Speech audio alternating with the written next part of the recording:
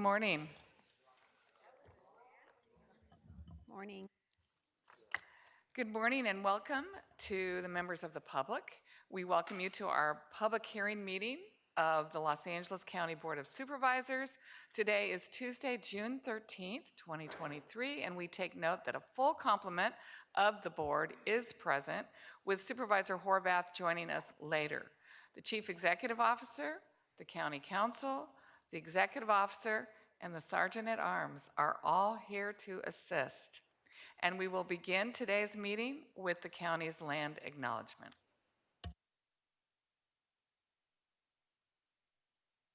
The County of Los Angeles recognizes that we occupy land originally and still inhabited and cared for by the Tongva, the Tataviam, Serrano, Quiche, and Chumash peoples. We honor and pay respect to their elders and descendants, past, present, and emerging, as they continue their stewardship of these lands and waters. We acknowledge that settler colonization resulted in land seizure, disease, subjugation, slavery, relocation, broken promises, genocide, and multi-generational trauma. This acknowledgement demonstrates our responsibility and commitment to truth, healing, and reconciliation, and to elevating the stories, culture, and community of the original inhabitants of Los Angeles County. We are grateful to have the opportunity to live and work on these ancestral lands. We are dedicated to growing and sustaining relationships with Native peoples and local tribal governments, including, in no particular order, the Fernandino Tataviam Band of Mission Indians, the Gabrielino Tongva Indians of California Tribal Council, the Gabrielino Tongva San Gabriel Band of Mission Indians, the Gabrielino Band of Mission Indians, Quiche Nation, the San Manuel Band of Mission Indians, the San Fernando Band of Mission Indians.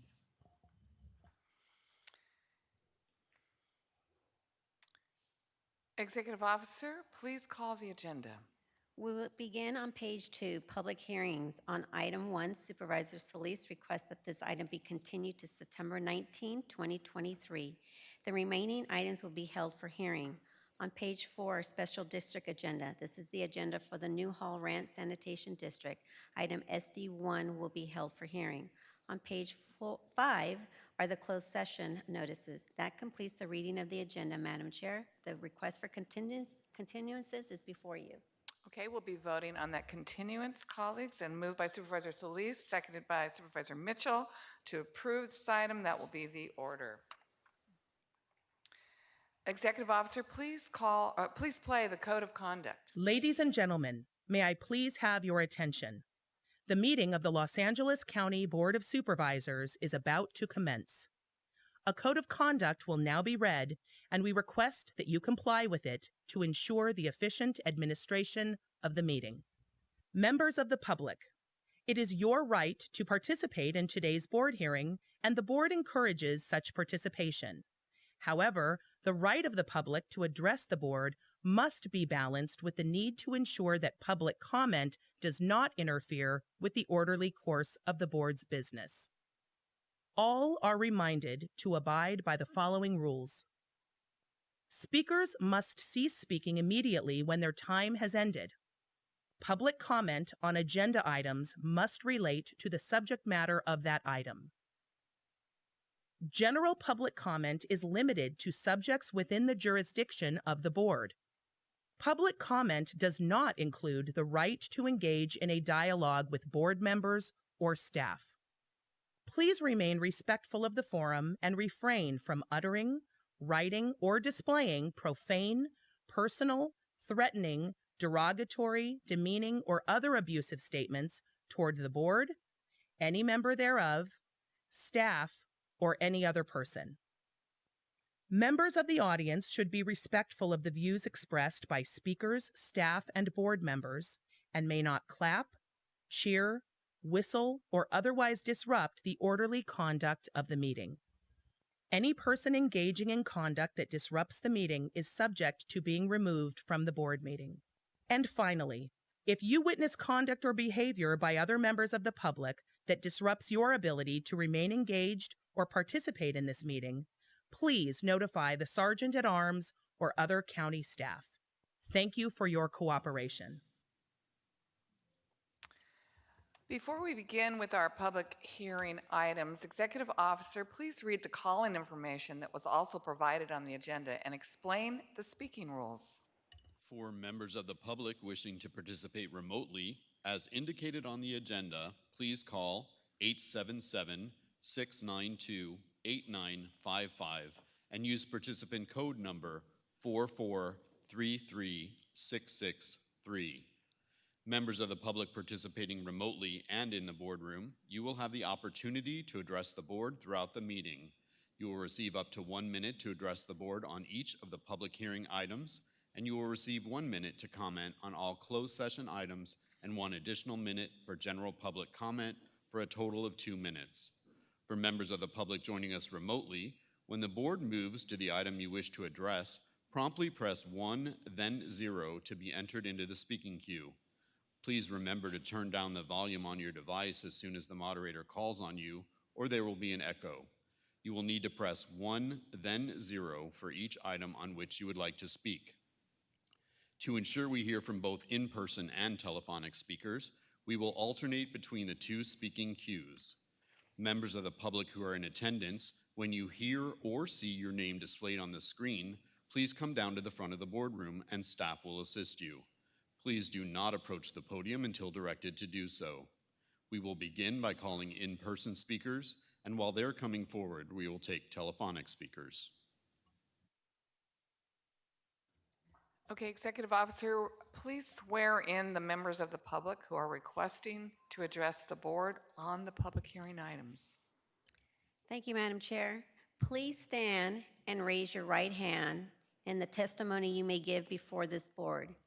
You solemnly swear to tell the truth, the whole truth, and nothing but the truth, so help you God. Thank you. You may be seated. Okay, we're going to begin with item 2. And for members of the public on the telephone, please press 1, then 0 now to comment on this item. Executive Officer, please read in the short title.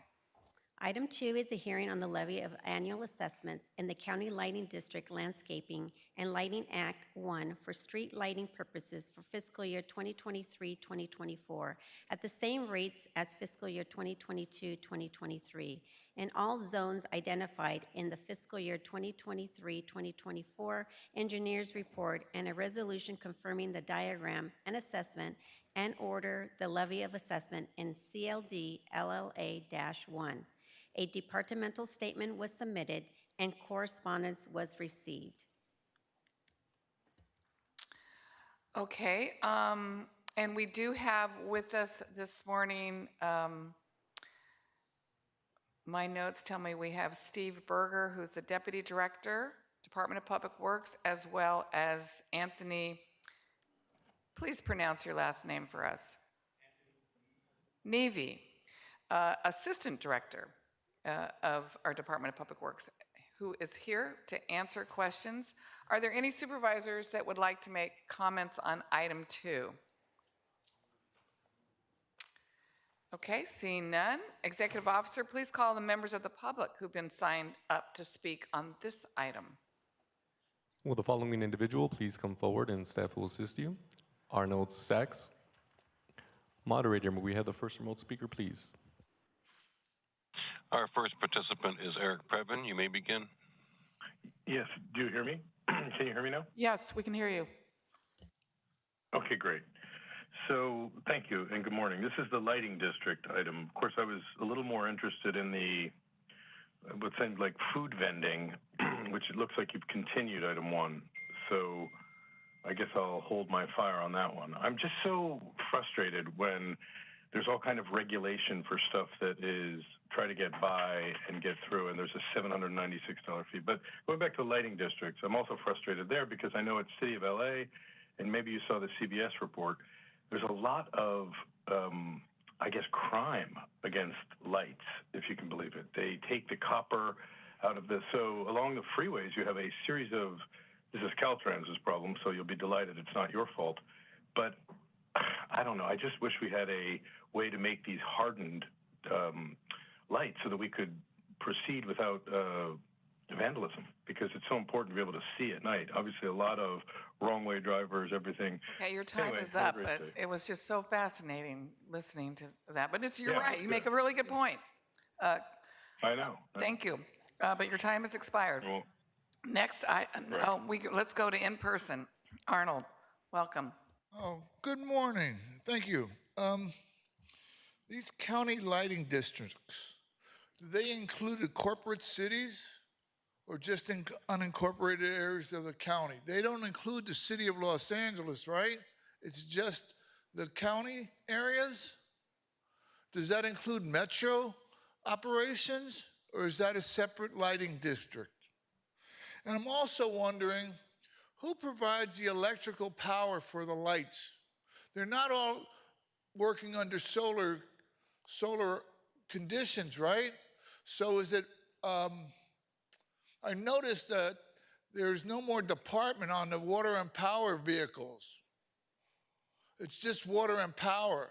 And I don't know if you've noticed that the DWP is actually the Department of Water Power.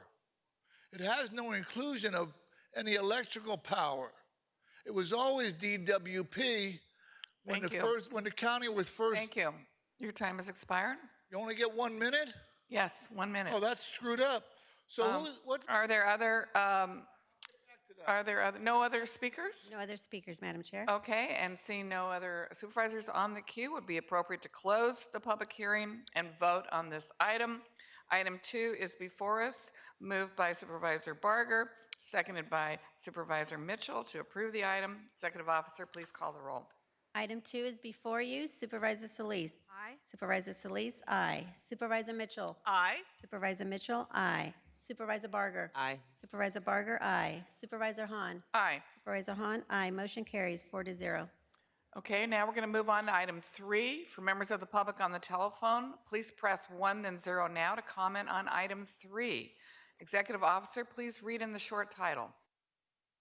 Item 3 is a hearing on new or updated all-inclusive rates to be charged by the Department of Health Services for inpatient, outpatient, and other services provided at various health facilities effective July 1st, 2023. No departmental statement was provided and correspondence was received. Okay, and we have with us this morning, according to my notes, Robin Ligo, the Chief Fiscal Programs, Health Services, and Matthew Marlowe, Senior Deputy County Counsel. I see 3 people there, and I only, who did I miss? This is Ferris Link, Okay. and my title is Chief Financial Planning and Programs. Okay. Thank you. Thank you for being here. Are there any supervisors that would like to comment on item 3? Madam Chair? Yes. I would like to just ask Yes. questions. I know the last time this was brought before the board was back in January of 2016, and wanting to find out what increases we're looking at actually, and what that means in terms of services. No, there's no change in services. As for the rate increases, the last time we went to the board for the approval was many years ago. So this is to be able for us to ensure that our charges are over our cost, so we would be able to maximize our revenues, mainly from the supplemental payments we receive. What was the percentage or increase? It's about 29% from the last time. And are we anticipating any of our providers, have they notified us in any way about the increase? Has this been, I'm assuming everything was fully vetted and people were talking to the various providers? Yes, exactly. We will, that we haven't heard any concerns about the increases. So you're proposing this, but they haven't been spoken to yet about the actual increase? When this gets approved, this will get communicated to the providers. I'm only saying that because I Yeah. would assume that we're going to probably hear from various providers. Everyone, I think, and not everyone, but a good number of people that run these different operations that work with us are struggling right now as well. So I just want to be clear on what we're looking at. And thank you, Supervisor Solis. And can one of you explain? I mean, when you just look at this, it looks like we're raising fees on people that can least afford it, are coming into our public hospitals. Can you explain how this is not affecting the consumer, right? People that come into our hospitals are not the ones that will have to pay a higher fee, and there is a charity operate. So kind of explain it, because I think when people hear this, they think we're raising fees on those who can least afford it that come into our public hospitals. Yeah, I'm happy to address that one. I've been asked to do that from the county council chairs over by Roland, if you don't mind. So I'll just excuse myself and sit over there, and then You don't want, why? Does that give you different authority to be in a different chair? That's a wonderful question. I think it's to pay proper respect to my home department, so if you don't mind. Sure. Okay, thank you. Who's the first? Chairs matter. Okay. All right. Welcome. Thank you so much. It's nice to be here. Right, so yes, in fact, Christina Galley made the decision initially to expand the charity care policy, so this would not impact those who are eligible. And the changes to charity care both liberalized who is eligible, but also the payments. So payments are now lower than they would be otherwise. Pardon me. The end result here is that, as Ferris implied, we'll be able to get more payments from Medi-Cal. Those who are eligible for charity care will not pay more. Most of those for whom we've negotiated rates contractually will not pay more, except for some CalAIM functions or services. And lastly, commercial health plans may pay more, and individuals who are not eligible for charity care. But that's the limit of that policy.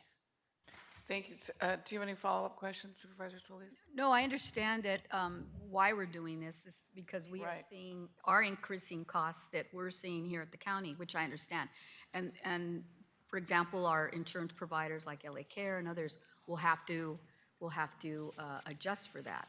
And I think that's a valid discussion to have, because they're also getting pinched by some of the same people in our areas that provide services, some of our hospitals. So I'm just saying that, we're in this situation where we're trying to balance the services and care, and we really do need relief, I think, from the state and the federal government, to be sure. And that's part of our dilemma here. But I don't have any other concerns. Thank you. And I saw Ms. Mitchell is on the queue, and then I'll take you, Ms. Barger. Thank you. And as I look at the list of the various county facilities and the categories, it looks like it's not necessarily an across-the-board fee increases for outpatient surgery, the various levels, other outpatient services, et cetera, general outpatient services. And so you mentioned Medi-Cal. I want to make sure that our increase is within the range that Medi-Cal will pay. Mm-hmm. So our Medi-Cal beneficiaries won't get a surprise bill charging them for the difference. And so this is within the realm of what Medi-Cal will reimburse the county for, as well as the private pay insurance and everyone else? So the Medi-Cal rules state that if Medi-Cal reimburses, you can't go after the patient for additional fees. But private insurance doesn't have that same protection. So we know that these increases for those who have private insurance are within the range of what the insurance will cover? Yes, what we have with those plans generally are for fee-for-service negotiated rates. They can be tied to a percentage, so if there's an increase, that happens. The other component that may be worth stating is the cost to charge ratio. So that's the amount that we charge for the cost of providing our services in the county is much lower. So our charges are much lower relative to other entities within LA County.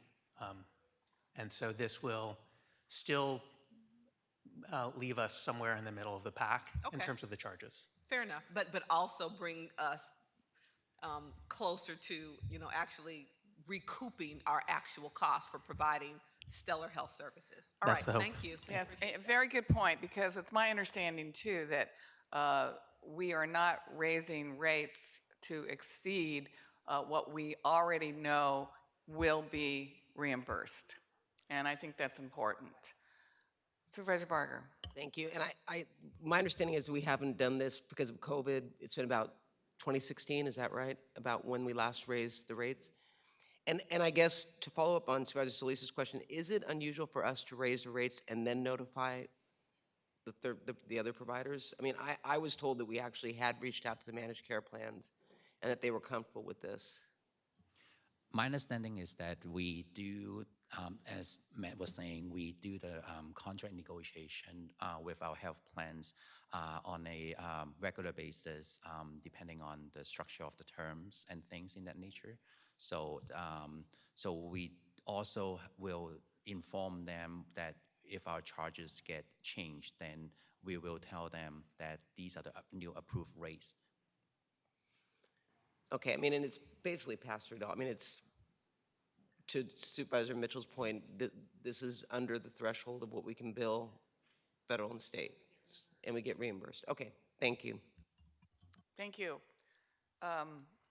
Seeing no other of my colleagues on the queue, are there members of the public who've signed up to speak on this item, item 3?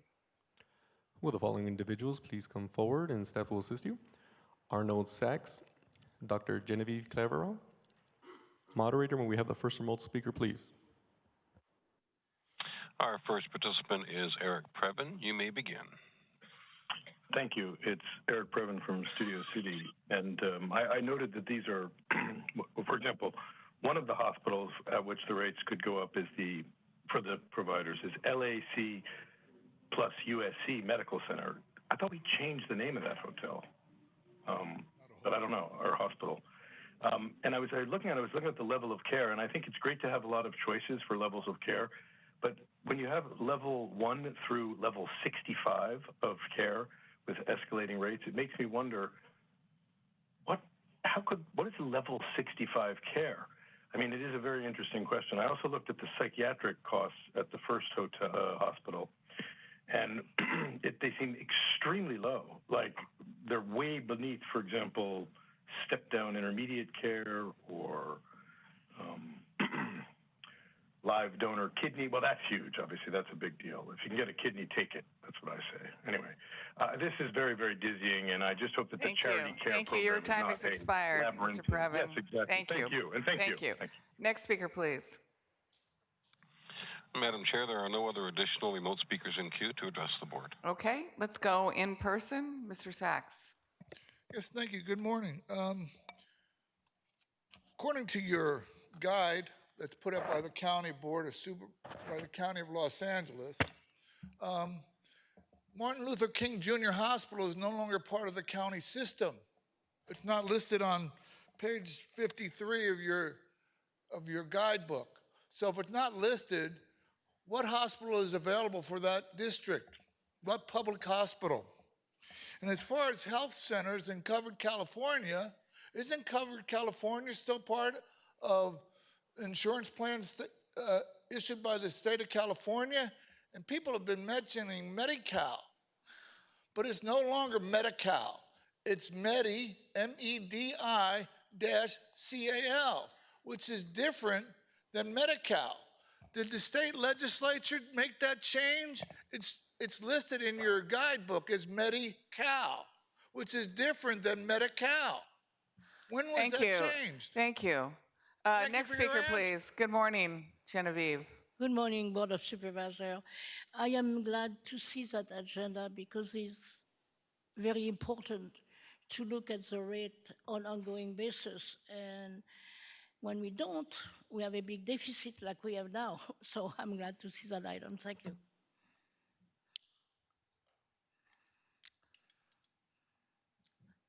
Thank you. Ma- Yeah, Ms. Mitchell, did you? May I ask one more question? Yes. Thank you. I just happened to turn the page and looked at the enhanced care management and looking at the kinds of services that are so critical to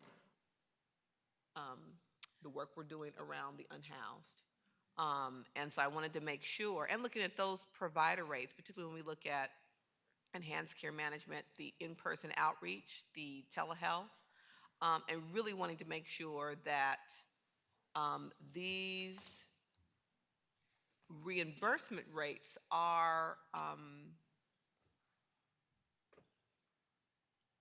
what's the word I'm looking for, are adequate to making sure that we are truly supporting the organizations that are doing this work. So that's an excellent question. The reimbursement rates for both community supports and the ECM that are part of CalAIM's sort of community outreach are, the funds are all provided through the managed care organizations. And so that's all a negotiation. Okay. In some instances here, in order to reap the full benefits of providing the services and getting the reimbursement, we've had to raise the charges a bit. So I think tenancy supports are like that. You can only, when a plan pays you, they pay you either what you bill them for or what you've negotiated, whichever is lower. Right. So here we want to make sure that we can get paid what we negotiated. Got it. All right, thank you. Thank you. Do we have any other public speakers this morning? Okay, seeing none, and we've been joined by Supervisor Horvath. So it would be appropriate to close the public hearing and vote on this item. Item 3 is now before us, moved by Supervisor Mitchell, seconded by Supervisor Solis to approve the item. Executive Officer, please call the roll. Item 3 is before you. Supervisor Solis. Aye. Supervisor Solis, aye. Supervisor Mitchell. Aye. Supervisor Mitchell, aye. Supervisor Horvath. Aye. Supervisor Horvath, aye. Supervisor Barger. Aye. Supervisor Barger, aye. Supervisor Hahn. Aye. Supervisor Hahn, aye. Motion carries 5-0. We'll now move on to item 4. For members of the public on the telephone, please press 1, then 0 now to comment on this item. Executive Officer, please read in the short title. Item 4 is a hearing on an ordinance for adoption, amending County Code Title 12, Environmental Protection, acting as the governing body of the county's Consolidated Fire Protection District to adjust the annual permit fees. No departmental statement was provided and no correspondence was received. Are there any supervisors that would like to make remarks on item 4? Madam Chair, Yes. I do have an amendment, and I know it's going to be a little separate, but I want to hear from the fire chief, his presentation. Yes. Hey. We're joined by our fire chief, Anthony Maroney, and Mario Trecearis, Chief Health Hazardous Material Fire Department. So good morning, Madam Chair and Honorable Board. I'm here this morning to discuss our proposed changes to our local ordinance that affects Health Hazardous Materials Division. The Health Hazmat is a division within the Los Angeles County Fire Department that's also known as the Certified Unified Program Agency that regulates hazardous materials handlers and hazardous waste generators in our jurisdictions. Health Hazardous Materials is a division that is fully funded by fees assessed to regulated businesses. In fiscal year 22-23, the Health Hazardous Materials Division operating costs increased. The Health Hazardous Materials Division has 127 staff, 90 of which are technical staff that are sworn deputy health officers. The new fee model now reflects the division's data operations unit as assigned to program costs and not as administrative overhead costs. The Auditor Controller has reviewed and approved the fee model, and County Council has approved the ordinance language for Title 12. Health Hazardous Materials Division is filling all vacancies to meet state-mandated inspection frequencies for the upcoming fiscal year. These fee increases will enable the Health Hazardous Materials Division to close the gap between its operational costs and its revenue. By approving these fee increases, we can sustain the Health Hazardous Material Division's operations effectively and continue providing essential services to protect public health and environmental safety from accidental releases and improper handling and storage of hazardous materials and hazardous waste.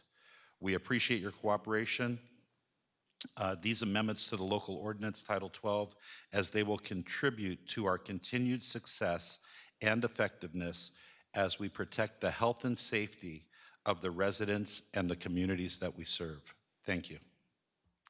Thank you. Supervisor Solis. Yes, thank you, Madam Chair. I think this is one of really important priority for the County of Los Angeles. Just in the time that I've been here, almost 9 years, I've seen where the fire department and this particular unit has come into play and helped out our residents, especially in our incorporated as well as unincorporated areas. And I can't tell you, we're always being asked by our constituents, what leverage do we really have as a county? And I think this is an opportune time to really provide more leverage here. And through this fee-based schedule, I want to present this amendment as we move forward. So if you'll indulge me, members, the fire district, as we know, implements the hazardous waste generator, tiered permitting, hazardous materials handler, APST, and the CAL ARP programs under the auspices of the Los Angeles County Certified Unified Program Agency, known as CUPA. State law and county code allow for the recovery of necessary and reasonable costs to administer these programs. The Los Angeles County Code requires these fees to be reviewed annually and adjusted accordingly. County Code does not currently grant the district authority to apply administrative penalty fees for noncompliance of the County Code. By authorizing the same administrative penalty fee process in state law, the district can address violations of the county code more efficiently than by utilizing the Los Angeles County District Attorney's Office, which I know has been sometimes a hindrance, unfortunately. These hazardous waste facilities that pay fees should be further examined when environmental harm is caused. District 1 has the largest amount of these hazardous material handlers. I've advocated for communities of East Los Angeles and Southeast Los Angeles and East San Gabriel Valley to address the environmental injustices of facilities that have had or have a disparate health impact. Over the last 7 years, the county has successfully advocated for the state to allocate funding to clean up the environmental toxins released by the Exide facility into surrounding properties and public right-of-way. Another example is Quemetco. Quemetco has a history of violations during its 60 years of operation, from lead and arsenic smokestack emissions to failed leak detection systems. In 2016, the South Coast Air Quality Management District, AQMD, found that their air emissions presented an unacceptably high risk of development of cancer. Between 2017 and 2019, the plant was issued 2 notices of violations for going above permitted levels of arsenic emissions. The company has agreed to fix some of its operations cited by DTSC during inspections between 2015 and 2018. Violations included a broken and inoperable leak detection system, failure to build an adequate system to monitor toxic chemical leaks in the groundwater, and failing to minimize hazardous waste releases into the environment. However, stakeholders have identified numerous problems with the current permit program, including failure to consider environmental justice or cumulative impacts, a lack of clear guidance on how to address environmental justice, and a lack of adequate public participation. It would be in the county's best interest to explore whether and how the issue of environmental justice could be integrated into local permitting processes. Since this county has taken bold steps to address the environmental injustices that have plagued many of our low-income communities of color, the local permitting process should be re-examined to incorporate environmental concerns when confronted with disparate treatment and cumulative impacts. The motion before the board directs the Fire District and County Council, along with Los Angeles County Certified Unified Program Agency, CUPA, the Department of Public Health, Department of Public Works, and Regional Planning, and any other regulatory agency like the Department of Toxic Substance Control to report back in 60 days on how local permitting processes can be strengthened to address environmental injustices. The report back should incorporate any best practices and other municipalities that may have implemented something similar. I look forward to that report back and to add another tool in our toolbox in terms of combating environmental justice in our communities. Thank you, Supervisor Sleeves. I will second that motion, but colleagues, just for clarification, item 4 on the permit fees is a separate vote, and then we will take a separate vote on Supervisor Solis's motion. They are separate. Thank you for that. And is there any other supervisors that would like to make a comment? Okay, it would be appropriate to call the members of the public who signed up to speak on this item. Executive Officer, please call those members. Will the following individuals please come forward and staff will assist you? Arnold Sachs and Dr. Genevieve Cleverell. Moderator, when we have the first remote speaker, please. Our first participant is Eric Previn. You may begin. Thank you. It's Eric Previn from Studio City. And, you know, this is obviously extremely important. I want to thank the fire department for putting these regulatory fees in place for people who are handling this hazardous material. Whenever I think of hazardous waste generators, I think of Sheila Kuehl and all of the work she did at AQMD. And I do think cost recovery is important. I just want to make sure that we're scaling up properly, because if you have a small business with only 2 employees, they pay $600 in an annual fee. But if there's a company with over 500 employees, they only pay $4,400. Hello? Do I need to remind you how to jack these rates up on these big companies that produce?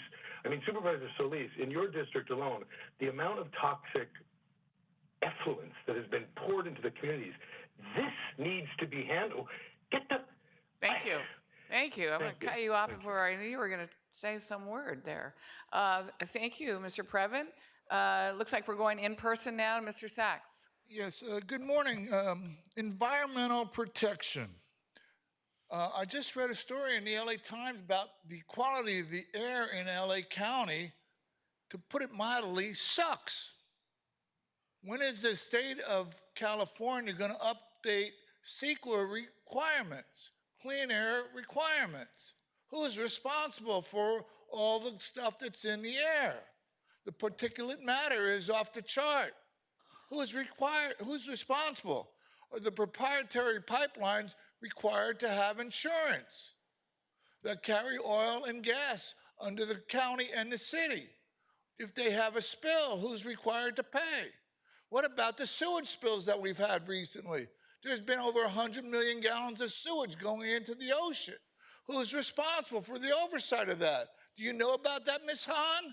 Do you have any idea who's responsible for insuring those companies? And the Sunshine Canyon landfill has been incorporated. Thank you. Your time has expired. We'll now go to Dr. Cleverell. Yes. Good morning, Board of Supervisors. I think that's important to adjust things off and on, especially the protection in case of fire and those special permits.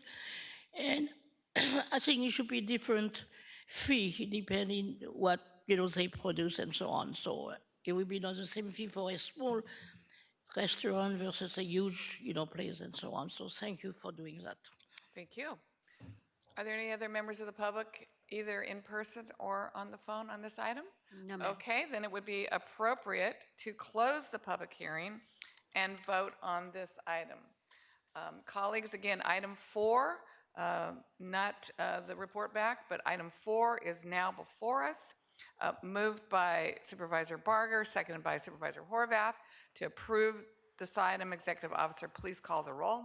Item 4 is before you. Supervisor Solis. Aye. Supervisor Solis, aye. Supervisor Mitchell. Aye. Supervisor Mitchell, aye. Supervisor Horvath. Aye. Supervisor Horvath, aye. Supervisor Barger. Aye. Supervisor Barger, aye. Supervisor Hahn. Aye. Supervisor Hahn, aye. Motion carries 5-0. Okay, now Supervisor Solis's motion for a report back is before us. Moved by Supervisor Solis. I seconded it to approve this item. Executive Officer, please call the roll. Supervisor Solis, report back is Aye. before you. Supervisor Solis. Aye. Supervisor Solis, aye. Supervisor Mitchell. Aye. Supervisor Mitchell, aye. Supervisor Horvath. Aye. Supervisor Horvath, aye. Supervisor Barger. Aye. Supervisor Barger, aye. Supervisor Hahn. Aye. Supervisor Hahn, aye. Motion carries 5-0.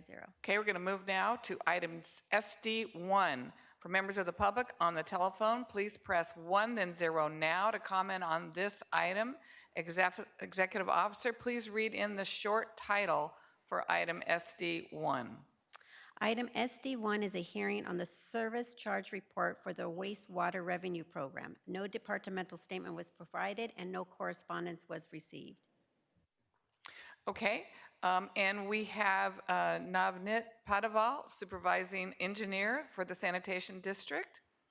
And we have Jessica Linau, general counsel for the sanitation district, who will be joining us remotely.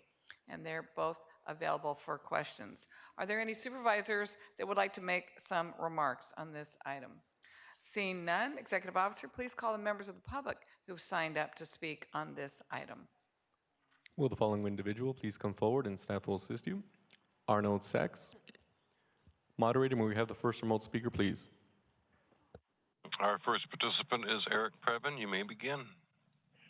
Thank you. It's Eric Previn from Studio City, and I appreciate the attorney coming down from Louis Brisbois, Bisgard, and Smith, if it's still the folks running the county sanitation district.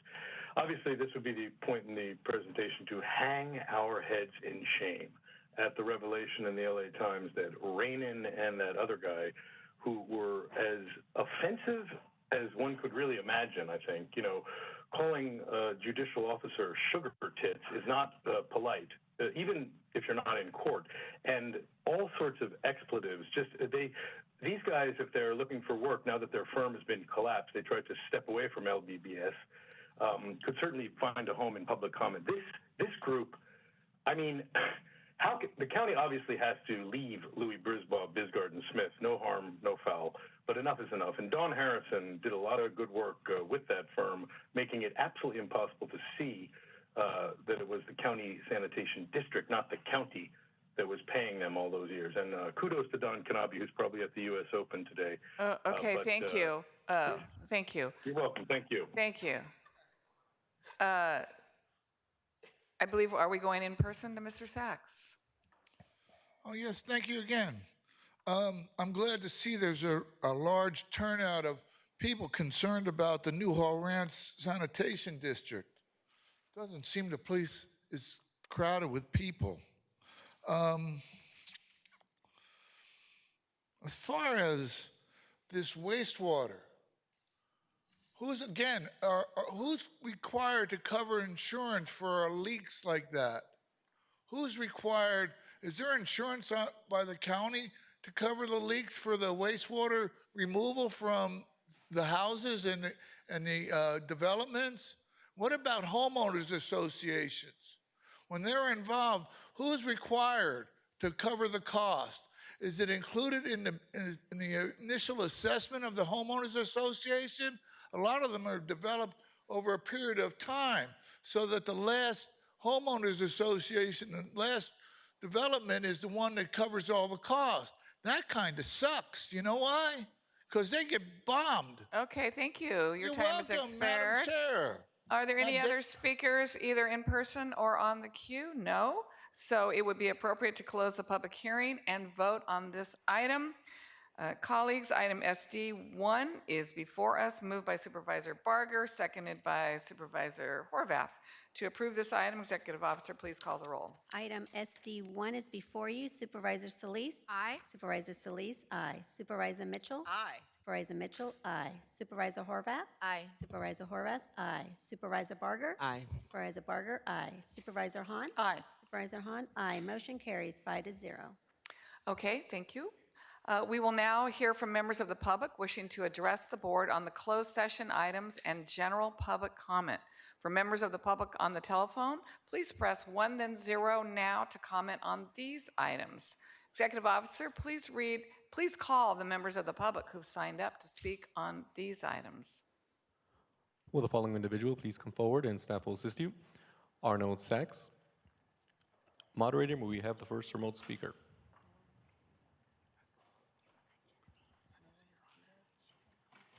We have no speakers yet in queue. Ladies and gentlemen, for public comment by phone, press 10, please. No one's on the phone? As of right now. Madam Chair, we have no remote speakers in queue to address the board. Not even Mr. Previn? Okay, let's go in person. We have some coming. Mr. Sachs. We have some coming. They were just slow. Sorry about that. What? We have 2 speakers by telephone. Oh, we do? Okay. Let's go to the telephone. Moderator? Our first participant is Mr. Eric Previn. Please state the item numbers you're addressing today and whether you'll address on general public comment. You may begin. I knew it. Thank you. Yes, I'll do a little department head evaluation and a general public comment. Is it 1 minute still, as a courtesy? Does it get 1 or 2 minutes for? Okay. You get 2 minutes, Mr. Previn. Yeah. Oh, that's potentially dangerous, but let's do it. We have a great Rex and Park group, and that group is charged. Norma has been taking over for a number of years now, and they manage the parks after dark, all the great things that we like to do, including the county golf courses, which were capably handled by the Englander, Knabe and Allen lobbyist firm to the tune of $25,000 a quarter for the last 1,000 years. And that's coming right out of the cash register of the folks. But then when they sold the whole kit and caboodle to Wesley Edens, who is a billionaire, charming, sporty billionaire, who also bought the Bucks on a huge state grant in Wisconsin, turned a huge profit. And then, but he bought American Golf, who obviously in Los Angeles County are the premier golf operating company. But the stock, as I predicted 8 years ago in the New York Times, something is very fishy. This guy likes to carve out the inside of a company and then watch it fall. I am not alleging that the county golf courses are going to collapse, but I do not like at all what I'm reading about Drive Shack Inc., which is the company that owns American Golf now, that was originally Fortress. This is Wall Street shenanigans. So when Wall Street comes to Main Street, Mr. Previn is there with his golf club. Unacceptable. These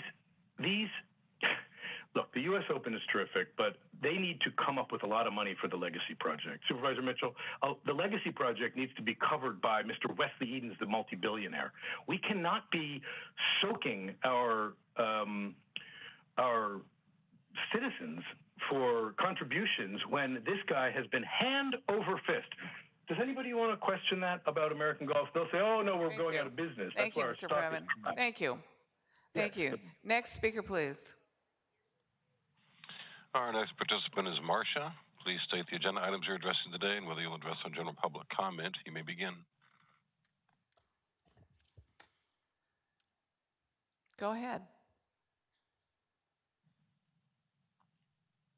You've identified as Marcia 93550. Go ahead, please. Hello, Marcia? Can you hear me? Yes, go ahead. Okay. Hi, good morning. You know, I look at my beautiful government buildings I helped pay for with my taxes, and I see them being debased. I see a safety issue, a main safety issue, with them being pressured to fly the pride flag. For, you know, the safety issue is with the firemen that have to fly it, the children at the parks, the public, but even the homosexual community is being, you know, it's a safety issue. And so no one should have special treatment. We have 97% of the people that disagree with this perversion. We have a beautiful American flag. And stop dividing us. Stop dividing the people. It's one flag unites us, right? An American flag, and that's all we should have. If you're going to have many other flags, well, by golly, there's the Christian flag, there's the Jewish flag, you know, so it's going to be 500 flags. But we are a melting pot, and we are one flag. Thank under you. the United States of America. Thank you. Next speaker, please. Thank you so much for listening. Are we going in person? Madam Dr. Chair, there are no additional remote speakers. Genevieve, welcome again. Yes, again. Well, you know, one thing I always speak on CS1 or CS2 when it is about department head. I'm a big dreamer. And I hope one time you will give me the information the public need when you are reviewing department head. And I know eventually it will happen because I believe in people and I believe people change, you know. So I'm really praying on that one. And thank you for this meeting today, which is very brief. I really appreciate it. See you next time. Thank you. We appreciate it too. Next speaker, please. Yes, thank you. Again, Arnold Sachs. Oh, I forgot to mention veterans. Are veterans, the VA hospital, are they being reimbursed dollar for dollar like what would have occurred under Covered California? Covered California would have allowed doctors and nurses to be reimbursed dollar per dollar, whereas the new system of Medi-Cal, you don't get reimbursed dollar for dollar. This overwhelming increase in fentanyl. Has anybody looked into any way of stopping the flow of fentanyl into the city of Los Angeles and the county? This excise tax that we had on the new normal, marijuana. Whoever came up with an MRT tax? What the hell was that all about? Guaranteed contracts. I don't think there's any more guaranteed contracts. The most important contract that was denied, he didn't. Are you signing the contracts? Are you guaranteeing the payment? We're up to $43 billion in the county budget. Where's the money coming from? People are overwhelmed. It's a shithole out there. Maybe you ought to go out and take a bus ride and see how crap it is.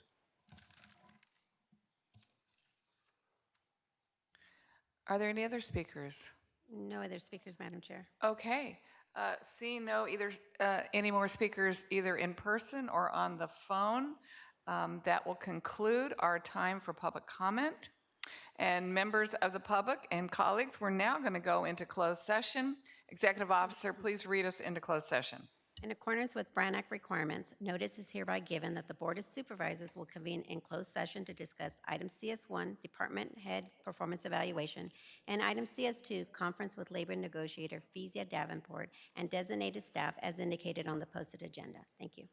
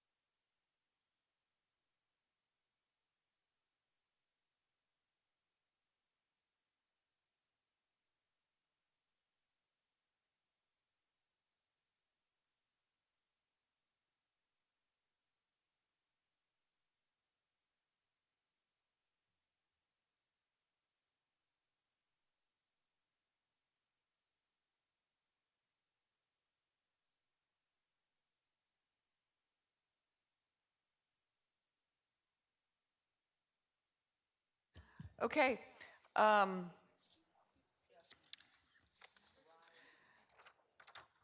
Executive Officer, please read the report of action.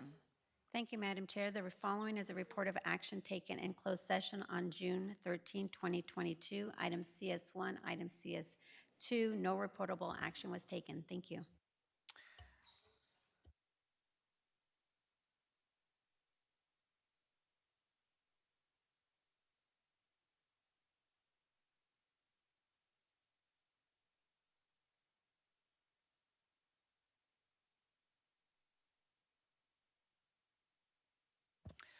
Okay, the next regular scheduled board meeting will be June 27th. Thank you. That concludes today's meeting.